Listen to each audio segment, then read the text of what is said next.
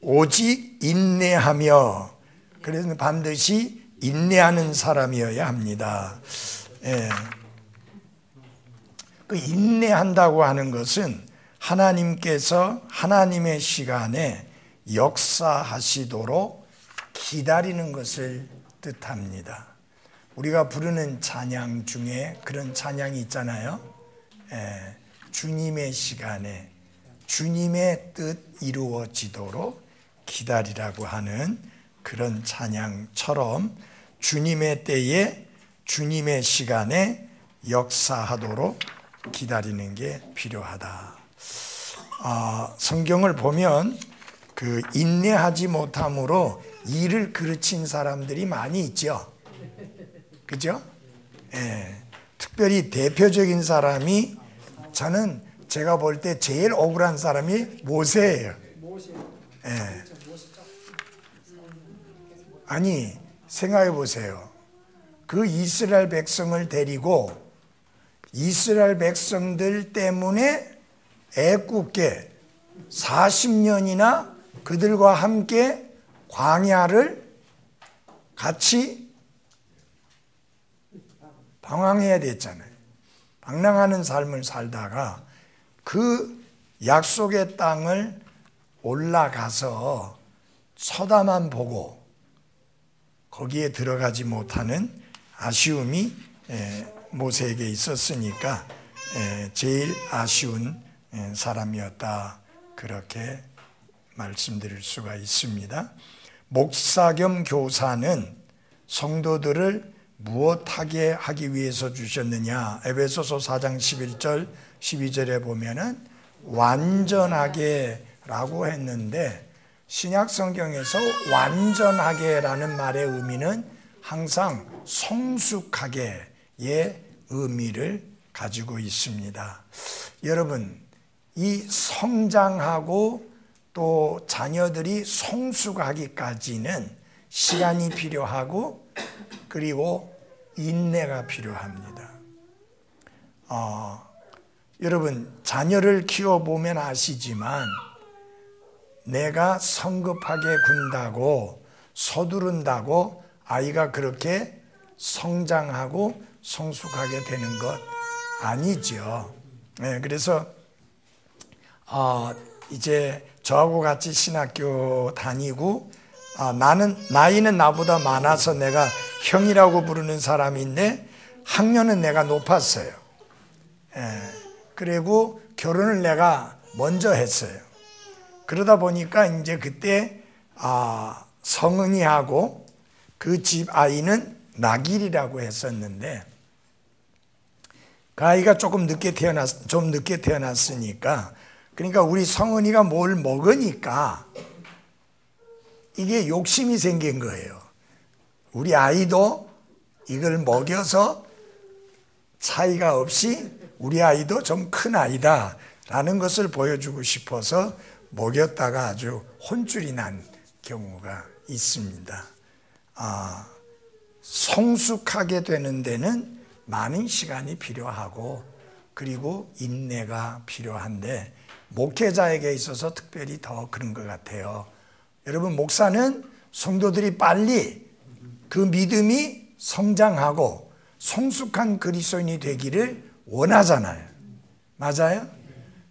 그런데 막상 그 그리스도인은 그 속도에, 그 기대에 미치지 못하고 따라오지 못할 때가 있습니다. 그래서 자칫하면 성도들을 퇴박 주는, 빨리 성장하지 아니하고 빨리 성숙해지지 아니한다고 인내하며 기다리는 대신에 퇴박을 주는 이런 경우들이 있는데, 그것은 바람직한 태도나 행동은 아니다. 기다려야 되니까.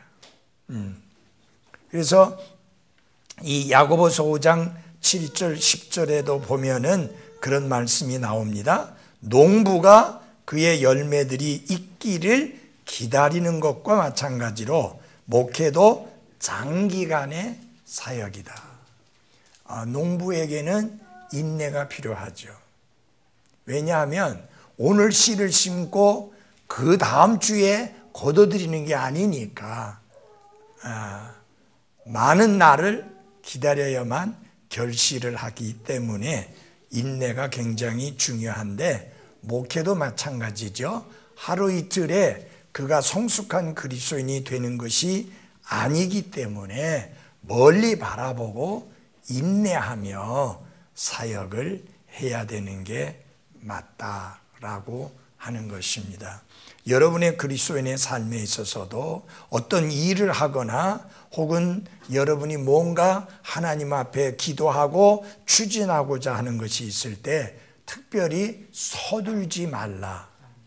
인내하고 참아 기다리는 것을 배우는 게 굉장히 필요하다라고 하는 것입니다. 우리 데살로니가전서 5장 14절을 한번 찾겠습니다. 데살로니가전서 5장 14절입니다. 형제들아, 이제 우리가 너희에게 권면하노니 제멋대로 행하는 자들에게 경고하고 마음이 완악한 자들을 위로하며 연약한 자들을 붙들어 주고 모든 사람에게 뭐하라? 인내하라. 모든 사람이라 했으니 구원받은 사람이든 구원받지 않은 사람이든 모든 사람에게 뭐하라고요? 인내하라. 특별히 구원받지 않은 사람에 대해서는 더욱더 인내가 필요하죠. 여러분의 가족 중에 아직 구원받지 않은 사람이 있다면 포기하지 말고 인내하며 기도하는 것이 절실히 필요하다. 목회를 해보니까요, 인내가 정말 많이 필요해요.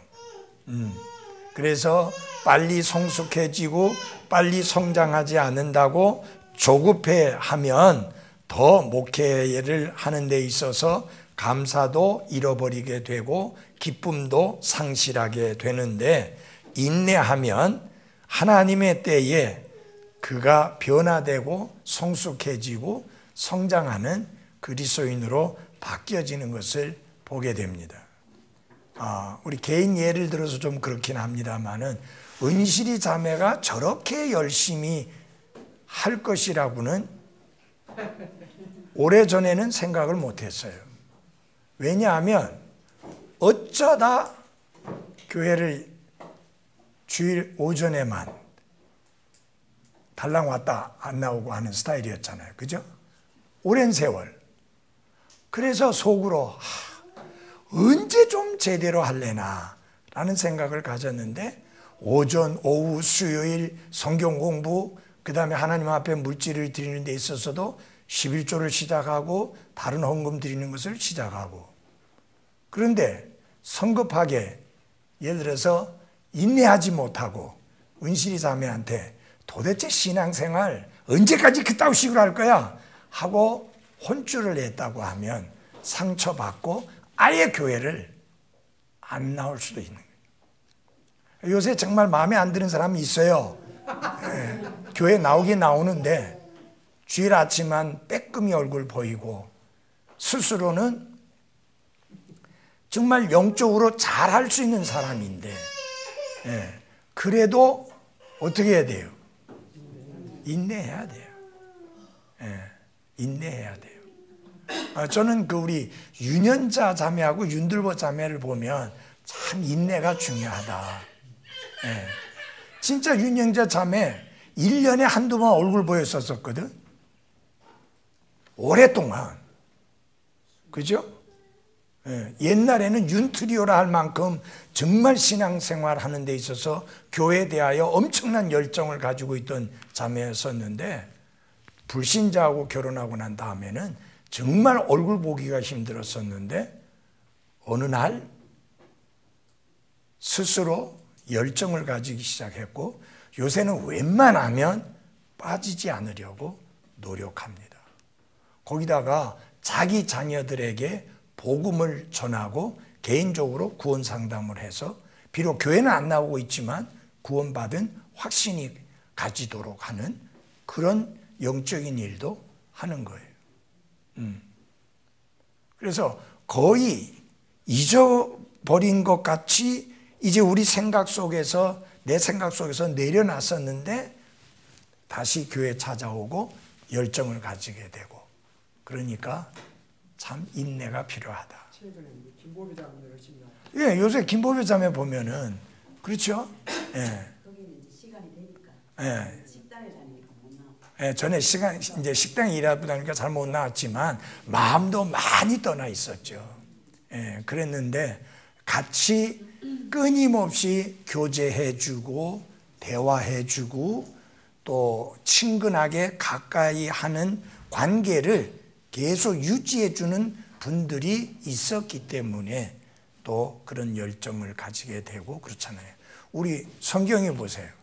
뭐 하빈이가 아주 효자야. 예. 물론 지금 장인재하고 천자매가 공을 많이 들이지만 그 공 들이는 게 헛되지 않을 거예요.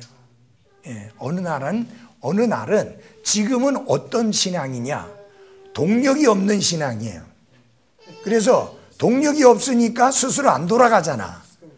수동이야 지금. 그리고 동력이 없어. 그래서 옆에서 자전거가 이제 막 발을 저어줘야 가듯이 막 가서 저어줘야 교회를 오는 상황인데, 어느 날은 그런 것 없이 스스로 주님을 향한, 말씀을 향한, 교회를 향한 동력을 가지고 또 열심히 하게 될 겁니다.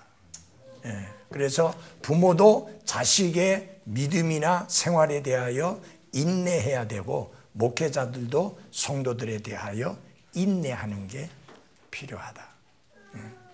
자, 그 다음에 우리 고린도후서 6장 4절을 찾아보겠습니다. 고린도후서 6장 4절입니다. 오직 모든 일에서 우리 자신을 하나님의 사역자로 입증하되 많은 인내와 고난과 궁핍과 곤경과. 사도 바울은 많은 인내가 한 사람이 하나님의 사역자로 입증되는 하나의 기준이라고 말씀합니다. 거기 하나님의 사역자로 입증되는 여러 가지 기준들이 있는데 그 중에 하나가 뭐예요? 인내라고 말씀을 하고 있습니다. 저와 함께 신학교를 다녔고 또 졸업을 했고 사역에 뛰어들었던 사람들이 많이 있었습니다. 그때는 한 해에 신학교 졸업하는 사람들 숫자가 제법 됐어요. 그런데 현재 사역에 남아있는 사람이, 현재 계속 사역하고 있는 사람이 제가 졸업할 때 졸업한 사람 중에서 미국에 있는 김현규 목사님하고 나하고 둘뿐이에요. 그러니까 시작한 사람은 많은데 중간에 그만두고 도중하차한 사람들이 많이 있다. 여러 가지 원인이 있겠지만은 그 중에 하나가 뭐냐? 인내하지 못하는 것. 사역이 힘들다고. 사역이 잘 풀리지 않는다고. 물론 사역이 힘들고 사역이 잘 안 풀리면 어떤 상황이 생기겠습니까? 경제적으로 엄청난 압박을 받게 되고 또 그것을 못 견디다 보니까, 그리고 요사이는요 목회하면서 자립이 안 되기 때문에 일하는 것에 대하여 별 거부 반응들이 없어요, 성도들이. 근데 전에는 그게 받아들여지지가 않았어요. 용납이 안 됐어요. 이해를 못했어요. 그러니까 애들은 있지요, 사역은 힘들지요, 재정은 충당 안 되지요, 생활은 어렵지요. 그러니까 사역을 중단하는 그런 사태들이 벌어지는 것을 보았습니다. 결국은 인내하지 못하는 것이 원인이 됐다고 말씀드릴 수 있습니다. 이 로마서 5장이나 야고보서나 이 말씀에 의하면 인내는 환난에서부터 온다. 혹은 믿음의 단련에서부터 온다 라고 하는 것입니다. 그래서 인내는 하루아침에 생기는 게 아니에요. 그 믿음이 단련됨으로 인해서 이제 인내가 생기게 되는 것이죠. 운동선수들 보면 처음부터 그렇게 잘하는 거 아니잖아요. 많은 훈련이 반복되어지면서 그들이 인내를 배우게 되는 것이죠. 그래서 여러 가지 많은 요인들이 있겠지만 우리의 믿음이 단련되면서 거기에서 인내를 배워나가게 되는 것입니다. 근데 여러분 한 가지 조심해야 될 게 있어요. 하나님 인내를 주십시오 라고 기도하지 마세요. 오히려 성령의 충만함을 받을 수 있도록, 성령이 충만한 삶을 살 수 있도록 기도하십시오. 왜냐하면 성령의 열매 중에 하나가 뭐예요? 인내잖아요. 여러분, 만약 여러분이 인내를 달라고 기도하면, 그래, 인내의 좋은 방법은 뭐냐? 시련, 환난, 아픔이다. 그래서 그걸 주면 어떡해? 그래서 인내를 달라고 기도하지 말고 성령의 열매를 맺는 성령 충만한 그리스도인이 되도록 해달라고 기도하십시오. 그러면은 거기에 인내라는 열매가 있어요. 인내를 따로 구했다가는 아주 믿음의 단련을 혹독하게 겪게 되고 그걸 통해서 인내를 배우게 되잖아요.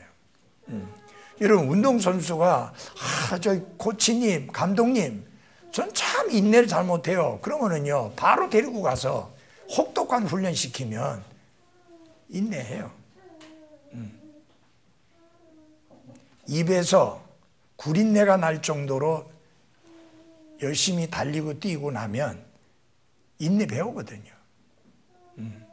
나 못하겠습니다 하고 때려치지 않는 나는 그렇게 해서 인내를 배우게 돼요. 그래서 여러분 따로 인내를 달라고 기도하지는 마십시오. 자, 이 자격 요건은 디도서 1장 7절에서는 쉽게 화내지 아니하며 라고 표현됐습니다. 쉽게 화내지 않는다. 쉽게 화내지 않는다는 말은 인내한다는 말 아니에요. 맞아요? 네. 그래서 그 디모데전서 1장 3절에 보면 인내하다라고 번역된 그리스도 단어가 성경의 다른 곳에서는 부드러운 이런 것으로 번역이 되어졌습니다. 그러니까 목사는 참된 신사여야만 합니다. 거칠고 건방진 남자는 하나님의 양떼를 이끄는 사람으로서 최악입니다. 제가 볼 때는 거친 사람은 목회를 하지 않아야 돼요. 변화되지 않은 이상. 왜냐하면 성도들을 그렇게 거칠게 다루면 누가 남아있겠어요? 그리고 얼마나 상처를 많이 받겠어요? 그래서 그렇게 되어서는 안 되고 부드러운 사람이어야 한다라고 하는 겁니다. 이제 말다툼으로 넘어가겠습니다. 자, 말다툼은 뭐하고 관계된 거냐? 혀하고 관계된 거잖아요. 맞아요? 그래서 우리가 야고보서 3장으로 넘어가서 조금 자세하게 보도록 하겠습니다. 야고보서 3장입니다.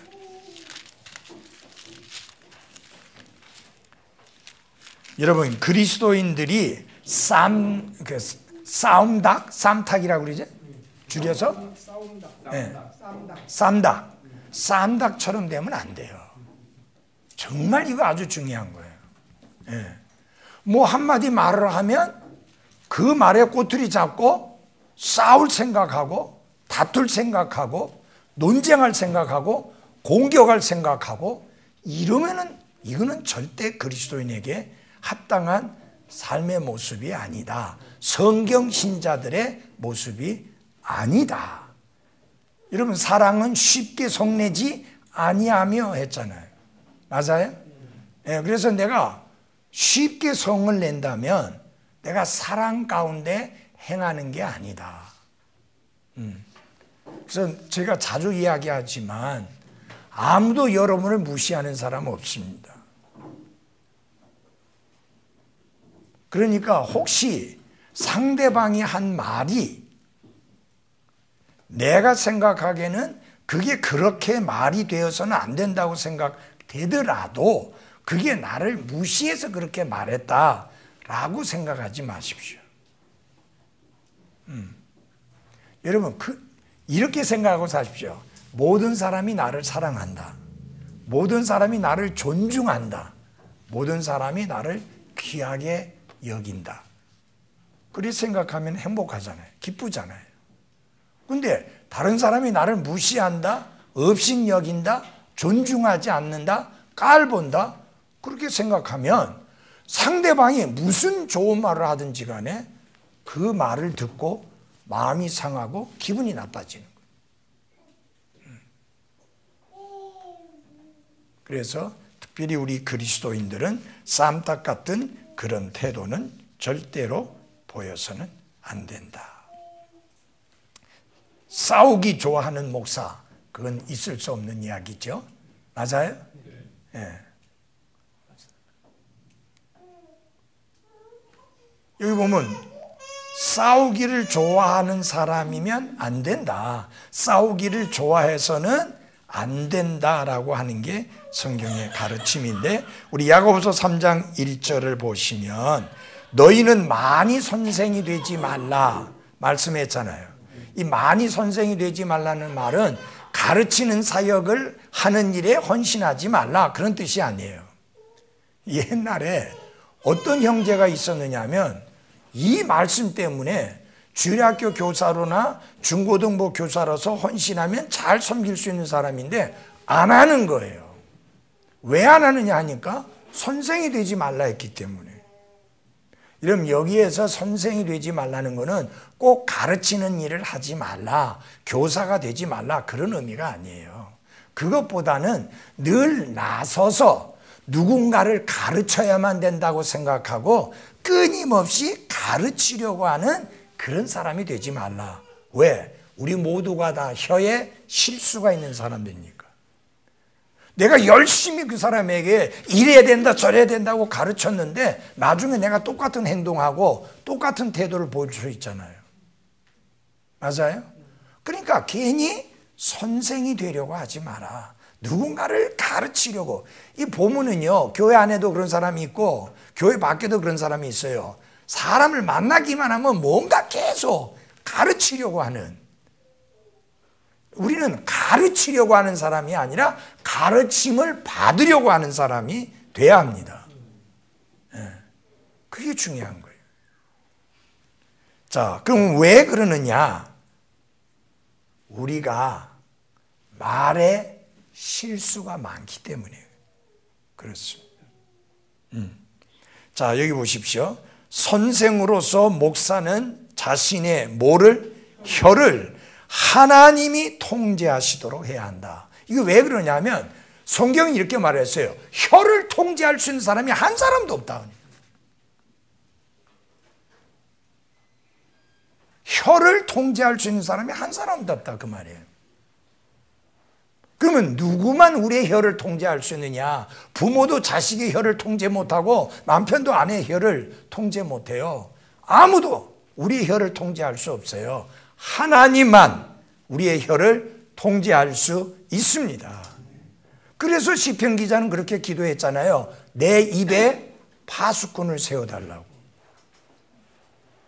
그 말은 무슨 뜻이에요? 내가 내 마음대로 말을 하면 말에 실수가 많고 통제가 안 되니 하나님이 내 혀의 말을 통제해달라. 그 뜻입니다. 참 목회가 어려운 게 목사가 전혀 그런 의도로 말을 한 것이 아닌데 그 말을 오해하고 그 말을 잘못 들어가지고 상처받고 또 힘들어하는 경우들이 있어요. 뭐 예를 들어서 상처받으면 만나서 대화할 수 있는 기회가 있으면 만나서 풀어주면 되는데 아예 교회를 안 나와버리니까 전화도 안 받으니까 방법이 없어요. 설명할 방법도 없고 해명할 방법도 없고. 그래서 참 이 목사가 이 언어에 있어서 혀를 통제하는 데 있어서 상당한 어려움이 있다라고 하는 겁니다. 이 성경에 보면요, 혀에 대하여 이렇게 말합니다. 6절에 혀는 불이요 불법의 세계니라. 혀는 우리의 지체들 가운데서 그와 같아서 온 몸을 더럽히고 본성의 행로에 불을 붙이며 지옥불 위에 놓여 있느니라. 혀는 아무도 길들이지 못하나니 그것은 다스릴 수 없는 악이요 죽이는 도구로 가득한 것이니라. 그래서 이런 부분들 생각하고 하나님이 혀를 통제해 주시도록 하나님의 은혜로우신 도움을 구해야 합니다. 디도서 1장 9절에 보면은 우리는 진리를 위한 싸움을 하게 되는데 진리를 위한 싸움이라 할지라도 어떻게 해야 되는가 하는 것이 거기 나와 있습니다. 1장 9절, 디도서 1장 9절. 자기가 가르침을 받은 대로 신실한 말씀을 굳게 붙들어야 하리니 이것은 그가 반박하는 자들을 같이 읽겠습니다. 시작. 건전한 교리로 능히 권면하고 확신시키게 하려 함이라. 심지어 반박하는 사람들이라 할지라도 그 말에 대하여 답변을 하게 될 때 분노하거나 성질을 참지 못해서 퍽 쏟아붓지 말고 건전한 교리로 권면하고 확신을 시켜야 한다. 결국은 뭐냐? 어떤 경우에든지 말다툼을 해서는 안 된다 라고 하는 것입니다. 맞아요? 예. 지금 우리나라 현실이 너무 우파와 좌파로 갈라져 가지고 이 문제로 인하여 심지어 교회 안에서도 많은 다툼들이 생기고 있습니다. 그래서 제가 늘 이야기하지만 정치적인 이야기를 하지 마라. 왜? 각자 생각이 다를 수 있는데 각각 자기 것들을 주장하다 보면 무엇이 생기게 되느냐? 말다툼이 생깁니다. 맞아요? 그럼 이 말다툼이 생기면 어떤 결과가 생기느냐? 나 교회 안 나와. 이런 것들이 생기게 되는 거예요. 이건 무슨 말이냐? 말다툼은 육신의 것인데, 육신적인 것인데, 육신적인 것 때문에 영적인 것까지도 포기를 해버리는 그런 상황이 생기는 거예요. 지금요, 좌파 우파니 하면서 하는데, 너는 옳고 너는 틀렸다. 그렇게 할 게 아니에요, 이거는. 다 나라를 걱정해서 하는 말들이에요, 다. 이 사람이든 저 사람이든 다 나라를 걱정해서 하잖아요. 이 사람은 이 사람들의 관점이 있고 저 사람들의 관점이 있는데 다 애국자예요, 여러분. 어느 한쪽의 사람만 애국자가 아니고 다 애국자인데 그 애국에 관하여 보는 관점이 다를 뿐이에요. 그래서 너는 틀려먹었고 나는 맞다. 이런 식으로 갈라버리면 안 된다는 거죠. 그래서 가장 말다툼이 많이 일어날 수 있는 게 뭐냐? 정치적인 문제. 특별히 오늘의 대한민국의 상황이 그래요. 그래서 절대로 정치적인 것 가지고 말하지 마십시오. 성도들끼리.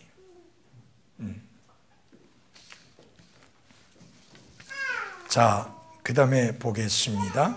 아주 중요한 말씀이 골로새서 3장 13절에 나옵니다. 골로새서 3장 13절.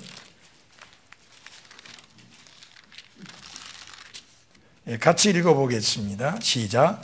누가 누구와 다툴 일이 있거든 서로 참고 서로 용서하되 그리스도께서 너희를 용서하신 것 같이 너희도 그리하며. 여러분 잘 보십시오. 살다 보면 서로 다른 사람과 다툴 일이 생길 수 있어요. 맞아요? 분명히 서로 다툴 일이 생길 수 있어요. 남편과 아내 사이에도 그렇고 부모와 자식 간의 관계도 그렇고 형제 자매들과의 관계에서 있어도 그렇고 서로 다툴 일이 있는데 중요한 게 뭐냐? 하나님은 그걸 부정하지 않았어요.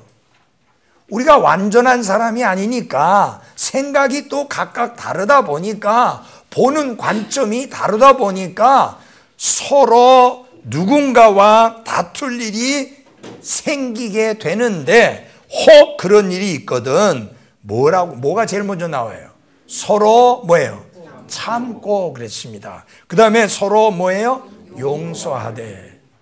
참는다고 하는 건 소극적인 거예요. 용서한다는 것은 적극적인 거예요. 그래서 두 가지 다 해야 돼요. 다툼이 일어나지 않도록 하는 첫 번째 조치는 뭐냐? 참는 것이다. 여러분, 참지 않아가지고 얼마 전에 상당히 시끌벅적한 사건이 일어났잖아요.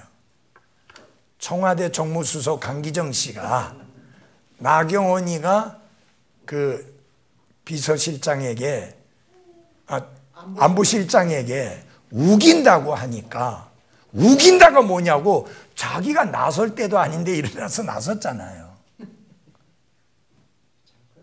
자기가 할 이야기가 아니에요. 네. 그 사람은 정말 이 야당하고 청와대하고 사이에서 이 중간 조율을 하면서 어찌든지 다투지 않고 잘 가도록 이렇게 하는 일을 해야 될 사람이 정무수석인데 자기가 버럭해가지고 자기 차례도 아닌데 소리 질렀단 말이에요. 그러니까 그것 때문에 얼마나 시끄러워졌어요? 굉장히 시끄러워진 거예요. 문제가 커져버린 거예요. 네. 그래 된 거예요. 그러니까 예산 문제 때문에 국회가 모였는데 먼저 총리가 사과를 하고 시작했으면 좋겠다. 이낙연 총리 멋져요.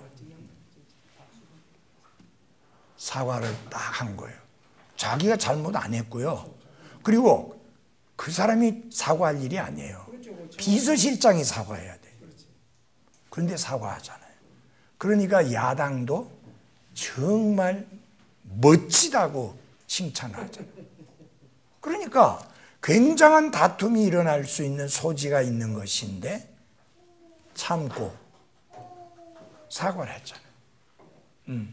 그러니까 야당도 용서하잖아요.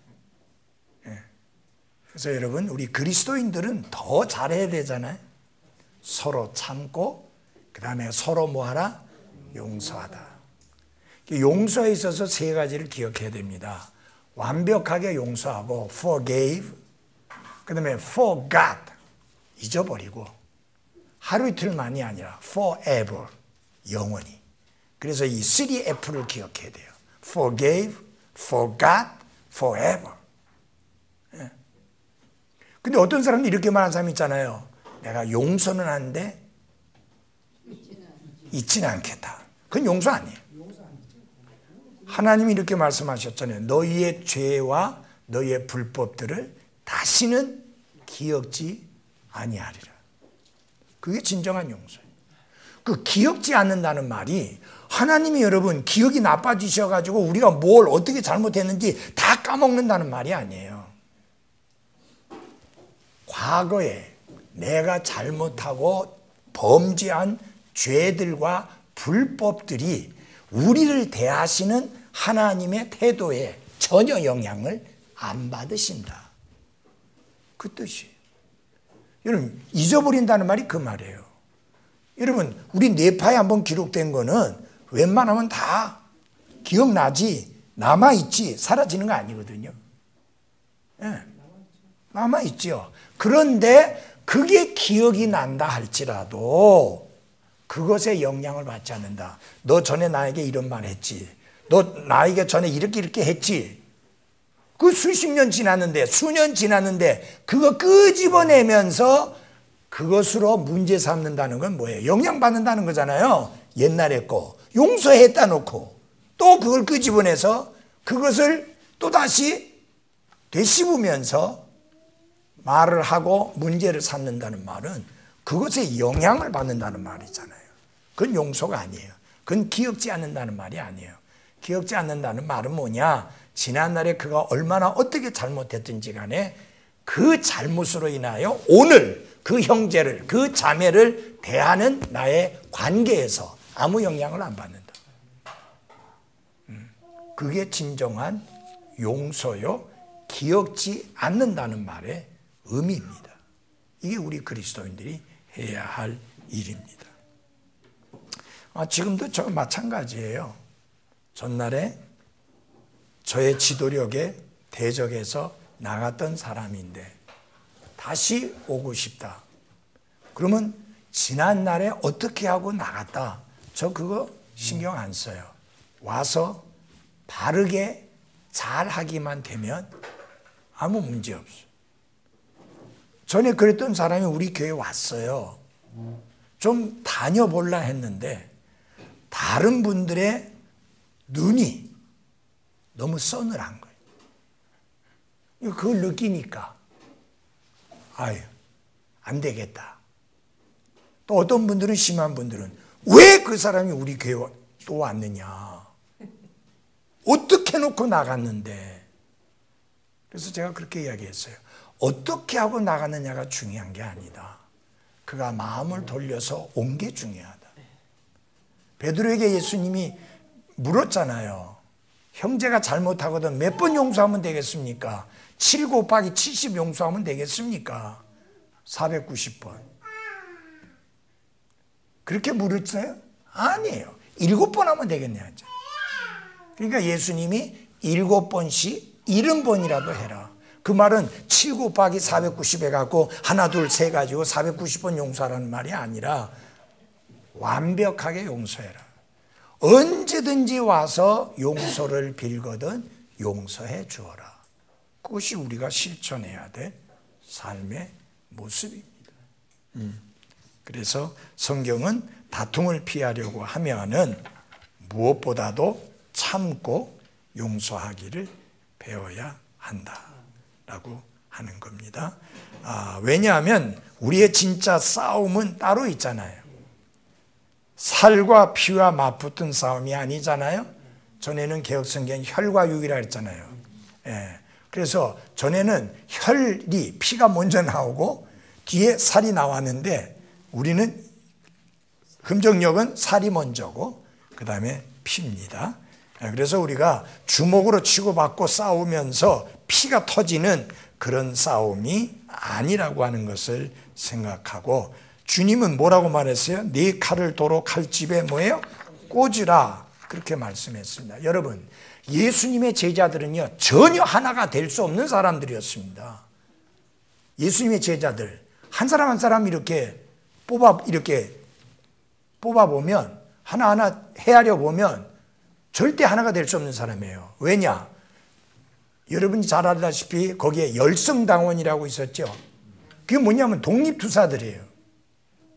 로마 압제에서 이스라엘을 해방시키고자 늘 칼을 휴대하고 다니면서 싸우는 사람이에요. 그러니까 베드로가 칼을 차고 있었잖아요. 반대로 누가 있었는가? 로마에 빌붙어 가지고 이스라엘 사람들의 피를 빨아먹는 세리 마태가 있었습니다. 소위 말하면 정치적인 이념으로 보면 두 사람은 도저히 하나가 될 수가 없어요. 이해됩니까? 근데 예수님은 그런 부분에 대해서 한 번도 언급하신 적이 없어요. 그분은 영적인 것만 말씀하셨어요. 이 세상에 속한 것은 말씀 안 하셨어요.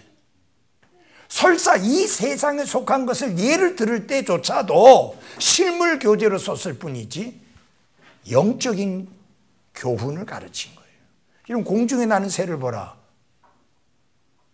그거 이 세상에 떠다니는 세상적인 거잖아요. 들의 백합화 마찬가지잖아요. 근데 왜 그것을 쓰셨느냐? 실물 교재로 쓰기를 위해서 썼을 뿐이지.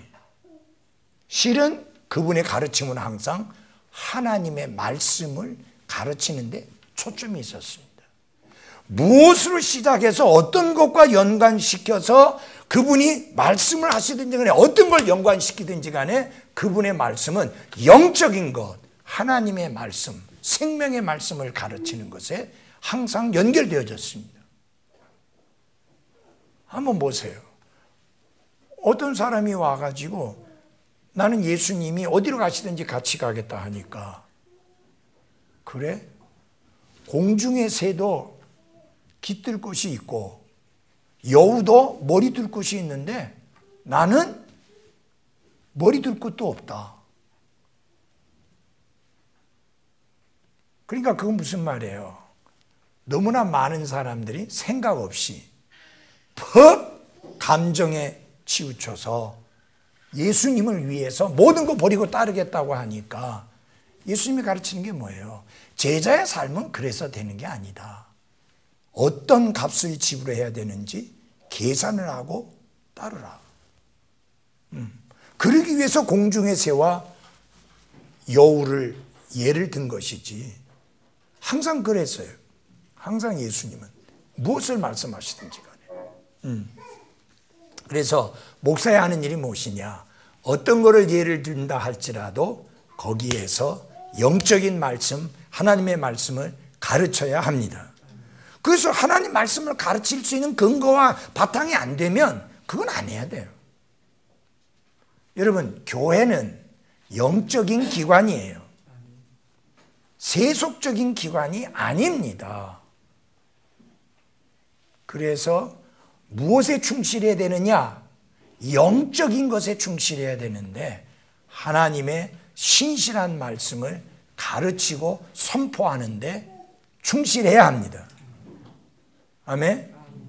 그랬기 때문에 저는 설교단에서 하나님 말씀 말고 다른 것을 안 하는 거예요. 제가 나라를 사랑하지 않아서가 아니에요. 나라를 걱정하지 않아서가 아니에요. 적어도 그리스도인이라면 나라를 걱정해야죠. 적어도 그리스도인이라면 나라를 사랑해야죠. 나의 조국이잖아요. My country, 나의 나라잖아요. 우리 나라가 아니고 나의 나라잖아요. 맞아요? 항상 한국 사람들은 뭐라고 말해요? 우리 학교, 우리 교회, 우리 목사님, 우리 나라, 우리 가족, 심지어 우리 마누라. 아니 누구하고 공유하는데 우리 마누라예요.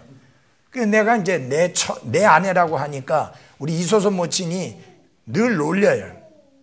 내 아내 하면서 워낙 내가 그 표현을 쓰는 게 특이해서 그런지 다른 사람 아무도 그 말을 잘 안 쓰니까 우리 집사람이라고 그러잖아요. 우리 남편이라 하고. 근데 이런 말이 안 되잖아요. 아니 누구하고 공유하기 때문에 우리예요. 이런 미국 사람들은 항상 my country, 내 나라지 우리 나라 아니에요. 내 교회, my church지, 내 교회지 our church가 아니에요. 우리 교회가 아니에요. 여러분, 대한민국이라는 이 나라가 있는 거 감사해야 돼요. 이스라엘은요, 이스라엘이라는 나라 자체가 없이 거의 1900년 가까이를 그렇게 보냈잖아요. 우리가 나라가 없는 소름이 될 뻔했었잖아요. 일본 놈들에게 완전히 합병될 위기 속에 있었잖아요. 다행히 독립을 해가지고 내 나라라고 할 수 있는 대한민국이 있는 거 얼마나 감사해요. 난 대한민국을 사랑합니다. 여러분도 대한민국 사랑하죠? 네. 그리고 대한민국에 대하여 걱정합니다. 어떤 걱정을 하느냐? 이 나라가 할 수 있는 대로 모든 사람들이 편하게 크게 고통당하지 않고 살 수 있게 되기를 소원하고 기도합니다. 여러분, 너무 가난하고 너무 힘들게 사는 사람이 많으면 우리 모두 마음이 안 편하네요. 그래서 가능하면 그런 분들이 없기를 소원합니다. 여러분이 여기 필리핀 갔다 온 분은 우리 부목사님밖에 없어요. 부목사님 거기 가서 정말 그분들이 가난하다는 것을 느끼고 왔어요. 여러분 생각해 보십시오. 트라이시클이라고 하는 게 있어요. 이 바퀴가 3개 달리는데 거기에다가 사람을 태울 수 있게 이렇게 돼 있어요. 근데 그게 동력이 있는 게 아니에요. 발로 저어야 돼요. 그래갖고 사람을 태워서 뭐 10분, 20분씩 가갖고 내려주는데 그래갖고 받는 돈이 얼마냐? 50원이에요, 50원. 근데 그것도 면허를 따야 할 수 있는 거예요. 뒤에 번호판 붙여야 돼요. 그리고 거기에 보홀시에서는 희한하게 성경 구절 내용, 그 구절 내용을 붙여야 돼요. 성경과 관련되어진 내용을 붙여야 돼요. 보홀시에서는 다른 제가 보니까 시부에서는 안 그렇던데 마닐라에서는 안 그렇던데 거긴 그러는 거예요. 근데 여러분 사람이 여기 뒤에다 사람을 여러 명 태웠습니다. 그래가지고 여러분 그걸 저어서 간다고 생각해 보세요. 얼마나 힘들겠는가. 그래가지고 여러분 하루 종일 번다 한들 몇 푼 되겠습니까 여러분. 다 50원이 아니에요. 짧은 거리 가면 그 뭐 10원 20원이에요. 얼마나 가난하게 사는지 몰라요. 그 나라가 우리나라보다 더 부자였었어요. 훨씬 잘 살았어요. 그래서 우리나라 6.25가 일어났을 때 파병까지 했잖아요, 거기서. 근데 지금은 너무너무 가난한 거예요. 제가 처음에 필리핀 갔을 때 10여 년이 지나서 12년 만인가 거기 갔는데 그때나 그 작년이나 거의 달라지지가 않았어요. 소득들이. 그리고 있는 사람과 없는 사람의 격차가 너무너무 심해요. 전 기억합니다. 얼마나 어렵고 가난하고 힘들게 살았는지. 지금 그렇지 않게 살 수 있는 거 하나님께 감사해요. 나는 누구 때문이라고 말하진 않아요. 하나님의 은혜예요. 하나님의 도우심이고 하나님의 축복이에요. 적어도 이 나라가 기독교가 들어오고 난 다음에 성경적으로 바른 성경 신자들은 아니지만 어디를 가든지 교회가 널브러져 있는 것을 보면 이 백성이 하나님을 찾는 백성들이잖아요. 여러분 어느 나라 가도 제가 여러 나라 갔지만 우리 교회처럼 교회당이 이렇게 널브러져 있는 나라가 없습니다. 그렇게 하나님을 찾는 백성들이 이 한국 땅에 많으니까 하나님이 이 나라에 복을 주셔야 될 거 아니에요. 그래서 저는 하나님이 축복하시고 하나님이 은혜를 베푸시고 하나님이 긍휼을 베푸셔서 잘 풀리고 좋아졌다. 그리고 제가 기도하는 건 뭐냐? 계속 그런 하나님의 은혜가 우리나라에 함께하기를 기도합니다. 저는 어느 지도자가 그렇게 했다라고 생각 안 해요. 어떤 분들은 그렇게 하겠죠. 그래서 저는 그렇게 생각 안 해요. 여러분 모든 게 하나님의 손에 있는 거 믿죠? 네, 우리 그리스도인들은 그런 믿음 가지고 있잖아요. 어느 개인이 어떤 것을 하는 게 아니라고 하나님이 하신 일이라고. 이번 주일날 아침에 설교할 제목입니다. 하나님은 살아계시다. 그분을 영화롭게 하라. 여러분 아셔야 되는 게 여러분 바벨론 제국이 이스라엘을 바벨론으로 포로로 잡아간 게 아니에요. 하나님이 그렇게 하신 거예요. 그들이 다시 돌아올 때도 바벨론 제국 사람들의 마음이 바뀐 게 아니에요. 하나님이 하신 거예요. 약속하신 대로 70년 후에는 돌아올 거다 했잖아요. 그러니까 나쁜 일이든 좋은 일이든 거기에는 하나님의 손길이 있었다 그 말이에요. 네. 우리는 그분이 온 세계를 쥐고 계시다. He's got the whole world in his hand. 그분이 그 손에 전 세계를 쥐고 계시다는 거 우리가 믿잖아요. 우리가 그런 믿음으로 살기 때문에 하나님이 계속해서 긍휼과 은혜를 베푸셔서 이 나라가 평안한 중에 우리가 신앙생활하고 평안한 중에 복음 전하고 평안한 중에 선교하고 평안한 중에 믿음 생활하고 평안한 중에 교회를 세우는 일을 힘쓸 수 있도록 계속해서 은혜와 긍휼을 베풀어 주시기를 기도해야 합니다. 그 하나님이 하시는 일이니까. 여러분 우리나라만큼 마음껏 복음 전하고 마음껏 전도하고 마음껏 교회 세울 수 있는 나라가 없어요. 전 세계에. 이렇게 신앙의 자유 있는 나라가 없어요. 여러분 미국이 훨씬 더 신앙의 자유가 있을 것 같죠? 우리보다. 아니요. 목사 거기서 있다고 와서 하지만 우리가 훨씬 자유 있어요. 자, 예를 들어 내가 전도합니다. 상대방이 싫다고 합니다. 우리는 어떻게 해요? 우리나라에서는. 그러면 알겠습니다 하고 돌아섭니까? 아니잖아요. 어찌든지 말 붙여가지고 복음을 전해서 그 사람을 구원할 수 있도록 대시하잖아요. 계속 밀어붙이잖아요. 그래도 그 사람이 당신 계속 그렇게 하면 내가 고발하고 말 거야. 그래 안 하잖아요. 우리 화를 낼지언정 기분은 나빠할지언정. 근데 미국 사람들은 바로 그래 이야기해요. 그리고 경찰에게 진짜 가서 신고해버리면 잡아간다니까. 우리는 그렇지 않잖아요. 우리는 길에서도 설교할 수 있고 버스에서도 설교하고 뭐 지하철에서도 하고 말은 듣지만 그렇다고 경찰이 잡아가진 않아요. 시끄럽다고 조용히 하라고 할 뿐이지. 정말 어디서든지 전도지 주고 나눠줄 수 있고 하잖아요. 이제 100만 명 구령운동본부라고 하는 데가 있어요. 목포에 이성진 목사가 이제 대회장인데, 그래서 막 개인 전도해갖고 구령한다고 그래갖고 뭐 교회들마다 뭐 지난 주간에 뭐 몇십 명 구원받았다 몇십 명 구원받았다 해서 그쪽으로 보고해요. 저한테 물어오는데 아이고 우리는 그렇게 못해서 묻지 마라 더 이상.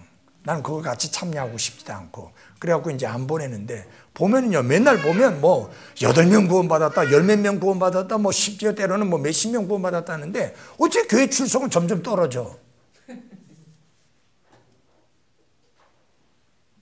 결국은 가짜 구원만 양산되는 거예요. 어쨌든 간에 우리가 이런 자유함이 있으니까 정말 이거를 감사하고 이런 자유함이 어떤 이유로든지 빼앗기지 아니하도록 기도해야 합니다. 예. 여러분들 나라 사랑하죠? 나라 사랑하는 방법이 다른 사람들하고 달라서 그렇지 다 애국자예요. 저도 나라 사랑해요. 여러분 외국에 나가보면요 다 애국자 돼. 예. 대한민국이 얼마나 귀하고 소중한지 뼈저리게 느껴요. 이 땅에 있어서 사랑하고 밖에 나가서도 사랑하고 다 우리는 애국자인데 문제는 애국의 방법이 애국하는 방향이 애국에 대한 견해가 달라서 그렇지. 근데 여러분 분명히 아십시오. 애국과 성경은 하나 아닙니다. 아시겠어요? 예, 우리가 애국자가 되어야 되는 것은 맞지만 애국자가 되는 것이 바로 성경신자 되는 그런 건 아니에요. 절대로 성경신자하고 그거하고를 연결시켜서는 안 됩니다. 자, 마지막 하나만 더 보겠습니다. 그는 반드시 디모데전서 아까 3장 3절에 보니까 무엇을 부리지 않는 사람? 탐욕을 부리지 않는 사람이어야만 합니다. 출애굽기 20장 17절에 보면은 10번째 명령이 너는 뭐뭐뭐뭐를 탐내지 말라라는 명령이 나옵니다. 우리말하고 영어하고 차이점이 있고 우리말하고 히브리어의 차이점, 그리스어의 차이점이 있어요. 그것은 뭐냐면은 히브리어나 그리스어나 영어는 하나님이 강조해서 말씀하시고자 하시는 그 핵심 내용 자체를 항상 먼저 말해요. 자, 한번 예를 들어 보겠습니다. 금방 그 출애굽기 20장을 찾아주십시오. 출애굽기 20장.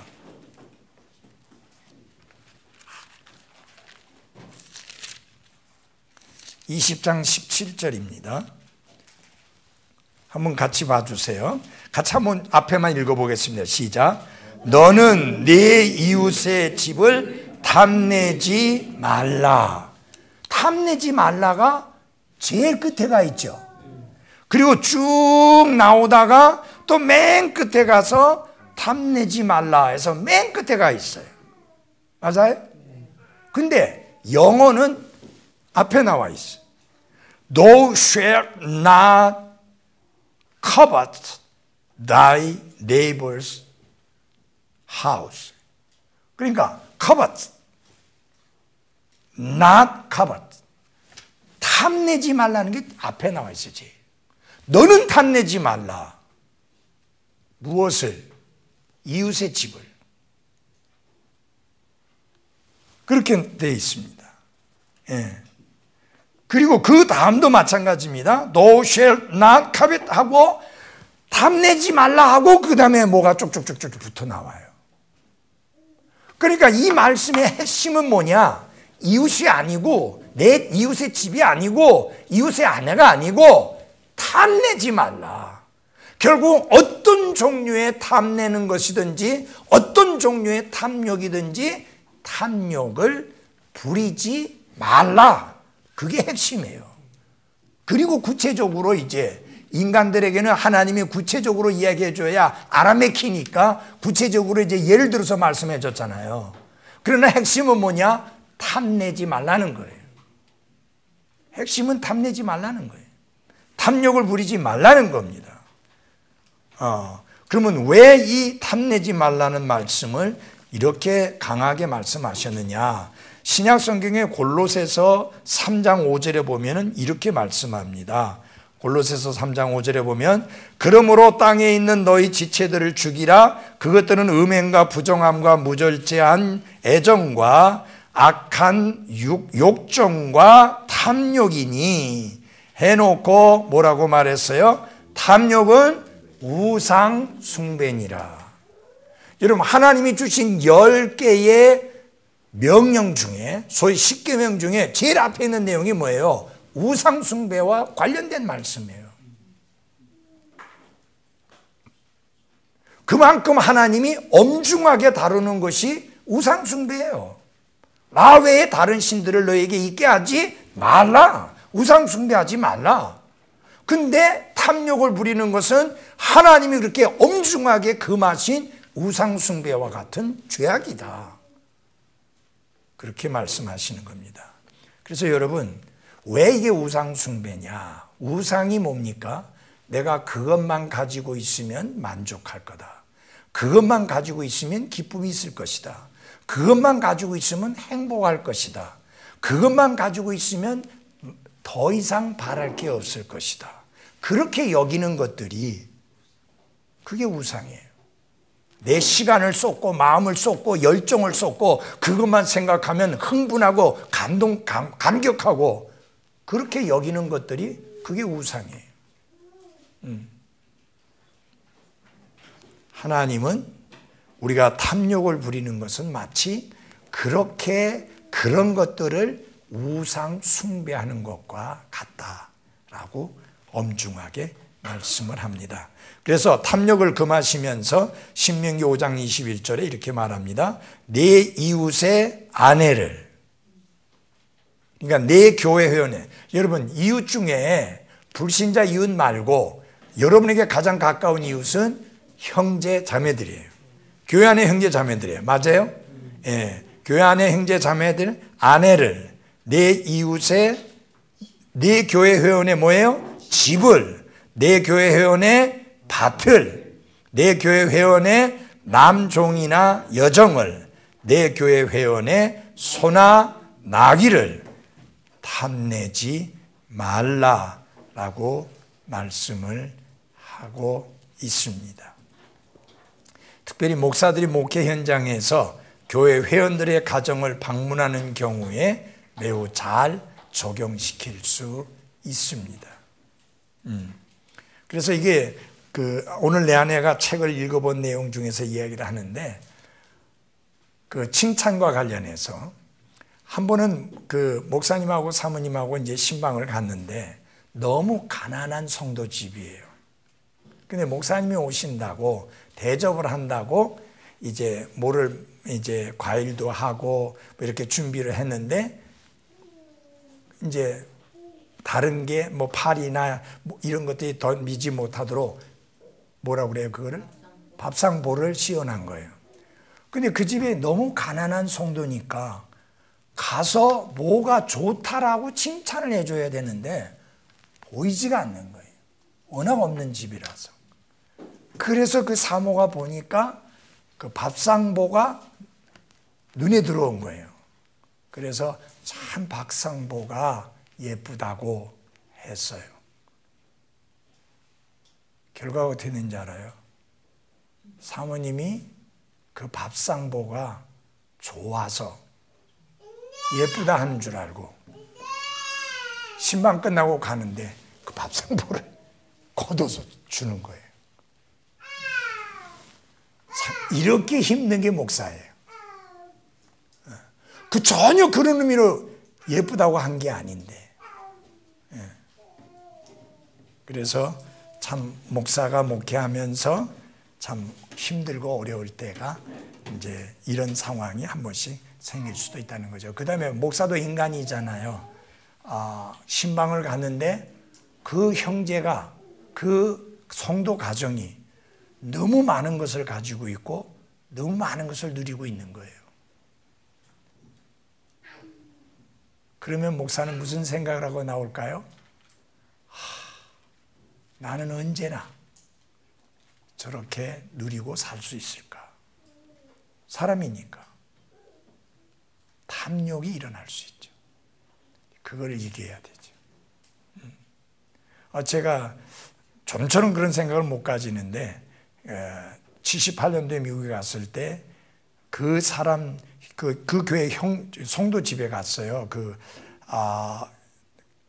잭 트리버 목사님하고 뭐 친척되는 집이라고 하던데, 가니까 거기는 기본적으로 땅 평수가 1000평 이상이 돼야 건축허가 나오는 지역이. 가니까 차가 얼마나 많이 있는지, 무슨 차 판매하는 그런 집처럼 차가 굉장히 많은 거예요.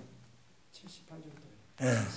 아니 그때 내 기억으로는 차가 10대인가 있었어요. 예. 근데 자식은 2명밖에 없는 것 같았는데 거기다가 차 값의 한 3배 정도 되는 요트가 있는 거예요. 보트가. 이 사람은 어떻게 하면 이렇게 부자로 사나. 나는 뭐 차를 사는 것은 상상도 못할 때. 그래서 근데 그분이 나한테 이런 이야기를 하더라고요. 목사님, 저희가 너무 많은 것을 가지고 있으니까 천국에 대한 생각은 하나도 없고 늘 이런 것에만 마음을 빼앗겨서 살 거라는 생각이 드시죠. 저희들 그렇지 않습니다. 주님이 다시 오시면 다 놓고 가야 되는 것이기 때문에 우리는 여기에 애착을 두고 살지는 않습니다. 하나님이 여유 있고 넉넉하게 해주셔서 이렇게 우리가 누리고 있지만 여기에 애착을 두고 살지는 않습니다. 나는 그 말이 참 좋았어요. 그래서 그는 그런 부를 누릴 만한 자격이 있는 사람입니다.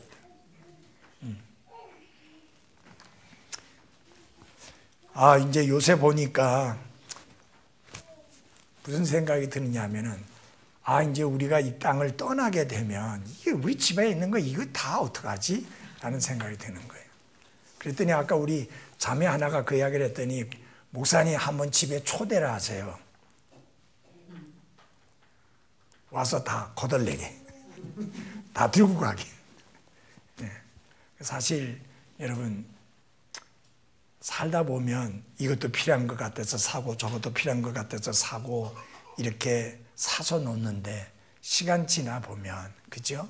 그거 없어도 살고 그게 꼭 필요한 것도 아닌데 우리 마음들이 그럴 때가 많습니다. 요새 우리 집에 제일 많이 늘어나는 것 중에 하나가 타파웨어예요. 이 타파웨어 하는 사람 때문에 이게 얼마나 많이 늘어나는지. 전에는 냉장고에 뭐 비닐에 해갖고 집어였던 것이 지금은 전부 타파통에 담겨가지고 이렇게 들어있습니다. 그런데 이제 나나 내 아내가 이 땅을 떠나면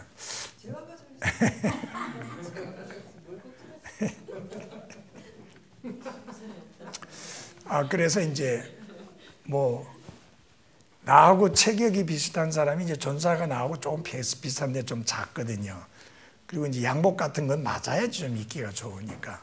지금 이제 내가 못 입는 게 옛날에 제가 몸이 좀 더 부했을 때 입었던 옷이 지금은 다 커요, 그게.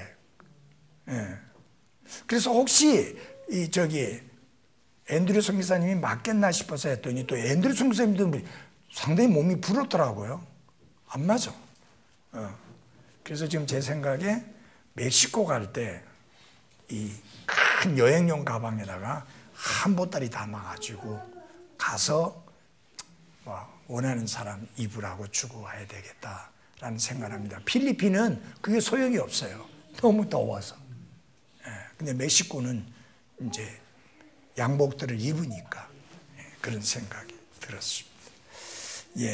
그래서 어쨌든 간에 중요한 거는 사도 바울은 이렇게 고백합니다. 내가 어떤 사람의 은이나 금이나 옷을 탐내지 아니했다. 그 예수님의 비유 중에도 이 옷에 대한 내용이 나오죠. 참고로 여러분 이때 당시 옷이라고 하는 것은 뭐냐면 이게 또 잘 때는 이불처럼 사용하고 그러던 것이었기 때문에 옷을 전당 잡지 마라. 그러면 덮을 게 없다 그랬잖아요. 그만큼 중요한 의미를 가지고 있기 때문에 또 여러분 아세요? 사도 바울이 감옥에서 디모데에게 부탁하잖아요.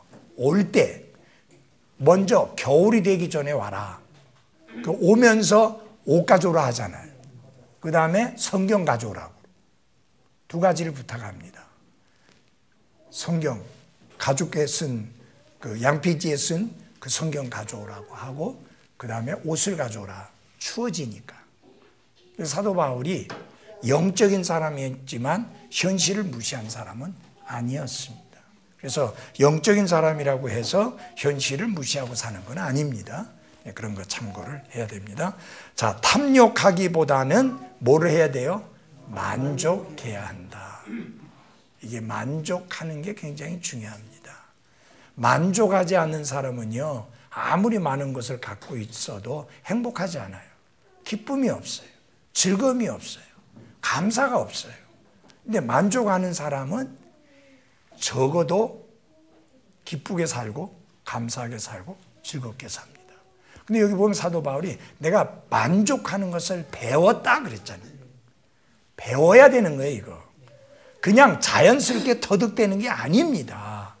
삶을 통해서 배워야 하는 게 만족하는 삶의 태도입니다. 우리의 본성은 만족할 줄을 몰라요. 그렇기 때문에 정말 삶을 살면서 하나님께서 모든 것을 채워주시고 하나님이 현재 내게 주신 것이 최선이고 가장 좋은 것이다. 그래서 만족할 줄 아는 것을 배워야만 우리가 만족하는 삶을 사는 것이지 저절로 되는 건 아니다. 그래서 만족하는 삶을 배우는 나와 여러분이 돼야 합니다. 마지막으로 이제 오늘 우리 오전 팀이 한 것까지 마무리 짓겠습니다. 그는 반드시 자기 집을 어떻게 잘 다스리는 사람이어야 합니다. 드디어 3장 4절로 넘어갔어요. 3장 2절에 오랫동안 머물러 있었는데 이제는 드디어 3장 4절로 넘어갔습니다. 그래서 3장 4절에서 하는 말씀 중에 제일 먼저 나오는 게 자기 집을 잘 다스려서 자기 자녀들을 모든 위엄으로 복종시키는 자라야 할 것이며 그랬습니다. 자기 집을 잘 다스려야 된다. 왜냐? 자기 집을 잘 다스리지 못하는 자가 어떻게 하나님의 교회를 돌볼 수 있겠느냐. 이거는 다른 말로 바꿔서 무슨 말이냐면은 가정에서 먼저 본이 되는 남편, 본이 되는 아버지가 되어서 아내나 자녀를 잘 챙기고 돌보는 그런 아버지가 돼야 하는 게 먼저 우선이다. 그 말입니다. 그래서 이 가정 자격 요건은 목사의 가정에 대해서 두 가지 측면이 초점을 맞추고 있는데, 첫째 하나는 무엇이냐면 목사가 자기 집을 다스리는 방식에 있어서 질서와 계획이 강조되고 있습니다. 목사는 이 영역에서 잘 다스려야 되는데 그가 성공적인 가정을 가져야 한다는 뜻인데 하나님의 계획에 따른 가정이어야 한다. 여기 보십시오. 여기 질서라는 말이 나오잖아요. 여기 목사 가정에 질서를 잘 유지해 가야 될 사람은 목사예요. 가정에서. 그래서 가정에는 반드시 질서가 있어야 됩니다. 여러분, 교회 안에도 질서가 있어야 되죠. 하나님이 제일 싫어하는 것이 뭐냐? 어지러움, 혼잡하게 하는 거 싫어하십니다. 하나님은 질서를 기뻐하십니다. 처음에 하나님이 만드신 모든 천지 만물을 보면 전부 질서가 있습니다. 여러분, 해는 낮을 밝히기 위한 것이 해를 위한 질서예요. 달은 밤을 밝히기 위한 것이 달을 위한 질서예요. 맞아요? 여러분, 물고기는 물속에 있어야 돼요. 육지 생물들은 육지에 있어야 돼요. 그게 나르려고 하면은 죽을 수밖에 없어요. 다 질서가 있어요. 예. 이게 뭡니까? 지난주에 나오는 것 중에 욥기서 이제 다음에 말씀하는 것 중에, 여러분, 타조는 새예요? 육지짐승이에요? 육지짐승이죠. 육지에 사니까. 예? 조자가 하면 세조자니까. 타조가 새예요. 조자가 세조. 근데 제일 머리가 나쁜 새예요. 예. 근데 여러분이 보시면 사자든 곰이든 양이든 노루든 사슴이든 다 삶을 사는데 하나님이 정해주신 질서가 있고요. 그 질서를 따라 살면 안전해요. 여러분이 그 짐승들 보면요, 토끼는 밑에서 위로 쫓으면 절대 못 잡아요. 그렇죠. 위에서 밑으로 쫓아야 돼요. 왜냐? 뒷발이 너무 길어요. 그래서 밑으로 내려오면 토끼는 잘 못 도망쳐요. 근데 위로 올라갈 때는 엄청 잘 도망쳐요. 그러나 노루 사슴 마찬가지예요. 예. 왜냐하면 뒷발이 길은 짐승들은 올라가는 거 엄청 잘해요. 근데 밑으로 내려 쫓으면 잘 못 도망가요. 그게 뭐냐면 그 짐승들에게 주신 질서예요. 하나님은 교회도 질서를 주셨고 가정에도 질서를 주셨는데 목사는 자기 집을 잘 다스려야 된다. 목사가 주님을 섬기는 동안 그의 가족이 그와 함께 해야 됩니다. 여호수아가 그랬잖아요. 나와 내 집은 주를 섬기리라. 이렇게 말을 했습니다. 근데 여러분 보세요.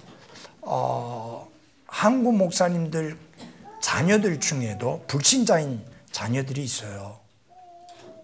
그것도 성서침례교회 목사들 중에 그런 자녀들이 있어요. 아마 미국에도 독립침례교 목사님 자녀들 중에 불신자 자녀들이 있을 거예요. 어디든지 다 있어요. 그것은 첫째, 처음부터가 잘못된 거예요. 목사는 자기 집을 잘 다스리는 사람이어야 되는데, 여러분 가장 중요한 게 뭐예요? 다른 사람에게 복음 전해서 다른 사람이 구원받게 하는 것보다 먼저 앞서야 되는 게 내 아내, 내 자식들이 구원받는 거 아니에요. 당연히 내 아내는 이제 결혼할 때 구원받은 사람이었기 때지만 자식이 구원받아야 되잖아요. 그게 제일 우선이에요. 자, 그 다음에 목사의 아내는 남편의 지도에 복종해야 된다. 아내는 남편의 지도를 잘 따르는 복종하는 사람이어야 된다. 이 복종이라는 말이 권위 아래 들어간다는 말이에요. 그리고 무슨 뜻이 있느냐면 자기 대열에서 행군한다, 그런 뜻이에요. 여러분, 장교를 위한 식당이 따로 있고 사병을 위한 식당이 따로 있습니다. 그리고 장교와 예를 들어서 사병이 행군을 할 때 장교, 사병 같이 섞여서 행군 안 합니다. 자기들의 대열이 있어요. 그래서 여기 복종이라는 말이 무슨 말이에요? 자기 대열에 들어간다, 그 말이에요. 가정과 교회는 질서가 있어야 되는데 자기 대열에서 자기가 해야 할 일을 해야 되는 것이지, 거기를 벗어나면 그건 질서가 아닙니다. 그리고 목사는 아내를 사랑해야 합니다. 여러분, 아내를 사랑하는 것은 평상시 생활 속에서 잘 익혀 있어야 교회 왔을 때도 그게 자연스럽게 나와요. 맞아요? 예. 여러분에게 솔직하게 물을게요. 내가 내 아내 사랑하는 것 같이 보이려고 그렇게 가장하고 위장하는 그런 모습이에요? 아니에요? 한번 물어봐요. 여러분, 내가 내 아내 사랑하는 것 같아요? 네. 여러분 인정해요? 네. 예, 사랑해요. 누구보다 사랑해요. 예수님 말고 제일 사랑해요. 또 그게 맞고요. 당연히 그래야 되고요. 근데 의외로 그렇지 않은 목사 가정들이 너무 많습니다. 그래서 어떤 목사 사모는요, 자기 마음이 불편해요. 목사하고 별로 안 좋아요. 그러면은 설교할 때 요 바로 앞에 앉아갖고 인상 팍 쓰고 앉아 있는 거예요. 얼마나 힘들겠어요. 그렇지 않으면 맨 끝에 가서 앉아 있는 거예요. 앞에 빈자리, 몇 줄 다 빈자리 있는데 맨 끝에 앉는 거예요. 여러분, 앞으로 오세요 하면은 다 오는데 사모만은 안 오는 거예요. 얼마나 힘들겠어요. 그리고 설교도 안 끝났는데 나가는 거예요. 얼마나 힘들겠어요. 제가 볼 때는 목회보다 먼저 아내를 잘 다스리는 그것부터 먼저 해결해야 된다. 지난번에 제천에 갔을 때 황성희 목사가 나한테 가기 전에 목사님 10분 동안 권면의 말씀을 좀 해주십시오. 그래서 무엇에 관한 권면을 하냐? 목회냐? 가정에 관한 거냐? 가정에 관한 거라 하더라고요. 알았다. 여러분, 첫째 먼저 내가 내년 되면 50주년이다. 금혼식이다. 적어도 여러분, 금혼식을 내년에 앞두고 있다면 49년 동안 살아온 세월 속에서 두 사람이 사랑하고 위해주고 아껴준 관계였다고 하는 거는 말 안 해도 증명되잖아요. 맞아요? 아니, 서로 사랑하고 아끼고 위해주지 않고 49년, 50주년 금혼식을 바라볼 수 있어요? 벌써, 아니, 그 송중기하고 뭐 송혜경과는 1년 지났어요? 내 생각에 1년도 안 된 것 같아. 얼마나 요란하게 결혼식을 했는지, 뭐 거기 들어가려면 비표 받아야 되고, 너무너무 어렵게 해가지고 대단한 결혼식을 하는 것처럼 뭐 숫자 제한하고 뭐 뭐 기자들도 못 들어가게 하고 뭐 이래가지고 그 공개 안 됐잖아요, 결혼 사진이. 기자들 못 들어오게 했어요. 사진 못 찍게 해가지고. 무슨 지네들이 대단한 것처럼. 그렇게 대단한 것처럼 했는데 뭐 얼마 안 살아가지고 헤어졌잖아요. 아니, 얼마나 두 사람이 못 맞췄으면 그 2년 3년도 못 살고 그렇게 헤어지냐고. 쉽게 한 결혼도 아닌데. 나이까지 그렇게 많이 들어서 결혼해놓고. 이게 뭡니까 여러분? 보세요. 결혼 생활을 가능하게 하는 다른 한 분이 있어야 돼요. 그분이 예수 그리스도예요. 예수 그리스도가 우리 집안의 주인이셔야 돼요. 그래야지 그 가정에 질서가 있는 거예요. 어떤 그리스도인 가정은 의자가 하나 있는데 항상 그 의자는 비워놓는데요.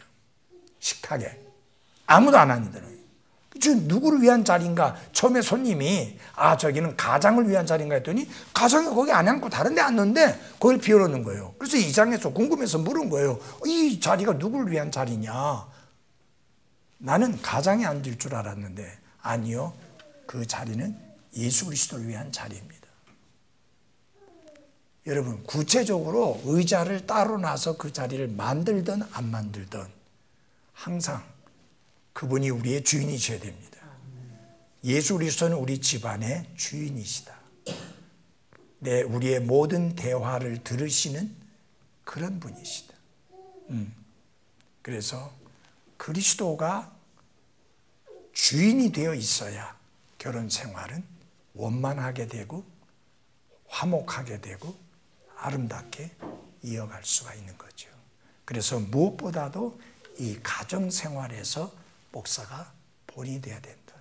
그래서 제가 그 이야기를 했습니다. 여러분 목회를 잘하는 것도 중요하고 성공하는 것도 중요하고 교회 세우는 것도 중요한데 먼저 가정을 잘 챙겨라. 그렇지 않으면 소용이 없어요. 그래서 어떤 목사님은 가정을 위해서 목회를 포기하는, 가정의 평안을 위해서. 그만큼 가정이 중요하죠. 그러니까 성경대로 가정을 잘 다스려야 교회를 돌볼 수, 하나님의 교회를 돌볼 수 있으니까 내가 가정을 제대로 돌볼 수 없으니, 잘 다스릴 수 없으니 하나님의 교회를 돌볼 수 없어서 사표를 내는 거예요. 3,000명 이상 모이는 교회에 목회를 했던 목사님이 내려놓더라고요. 몇 년 전에 거기 가서 보았는데 건물이 너무 낡아버렸더라고요. 제가 갔을 때는 너무 멋진 건물이었는데. 그 다음에 다른 분이 목회를 했는데 앞에 그분만큼 목회를 못해서 아주 교회가 쇠퇴해버리고 마른 상황이었습니다. 그래서 여러분 무엇보다 여러분의 가정을 잘 다스리고 잘 지키십시오. 그리고 하나님이 여러분에게 허락하신 소중한 자녀 잘 지키고 돌보십시오. 기도하겠습니다.